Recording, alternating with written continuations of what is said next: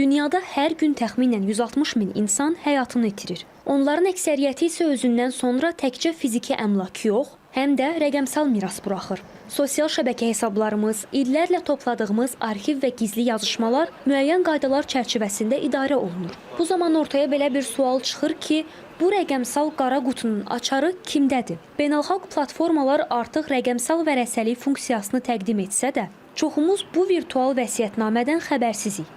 Əslində məsələ göründüyündən daha ciddidir. Biz evimizin açarını ən yaxınlarımıza etibar edə bilirik. Bəs bütün həyatımızı sığdırdığımız bu cihazın şifrəsini necə? İnsanların bu rəqəmsal mühitə münasibəti fərqlidir. Əsas təhlükəsizlik məqsədindən olur. Yəni sırf təhlükəsizlik baxımından məncə hamı istifadə edir şifrədən. İnsanların psixologiyasında belə bir şey var ki, heç kim ümumiyyətlə hər yerdən silinməyi istəmir. Hətta vəfat etdikdən sonra məncə bu hamıda belədir. Sosial şəbəkələrə, telefonlarımıza şifrələri ona görə qoyuruq ki, konfidensiallığı qorumaq üçün. Ailə üzvlərinin birini seçərəm və bəli, istifadə edərəm. Əgər mənim seçimimdən asılıdırsa, mən qərar verirəmsə, bəli, belə bir razılaşaram, istifadə edərəm və yəqin ki, ailə üzvlərinin birinə bunu ötürərəm. Ailə içərisində hamı onsuz şifrəni bilir, amma yəqin ki, qıraqda bir yerdə telefon unuduruqsa, qalırıqsa, yəni o cəhətdən mühafizə olunur da yəqin ki. Mütəxəssislər bildirirlər ki, rəqəmsal məlumatların qorunması və ötürülməsi bugün ciddi texniki məsələdir. Şifrələr, təhlükəsizlik qaydaları və platforma məhdudiyyətləri bu prosesi daha da mürəkkəbləşdirir.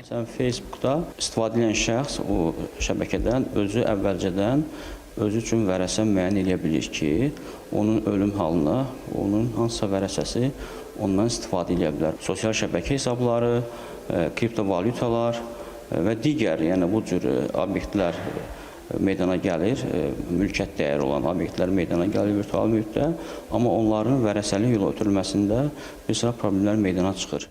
Hüquqşünasların sözlərinə görə, Azərbaycanda rəqəmsal məlumatları mirası ilə bağlı xüsusi qanun olmasa da, sosial şəbəkə hesabları, elektron arxivlər və digər rəqəmsal resurslar mövcud hüquqi qaydalar çərçivəsində müəyyən şəkildə tənzimlənə bilər. Hansısa bir platformalar və s. onlar hamısı vətəndaşın miras əmlakına daxil olan hüquqlardır.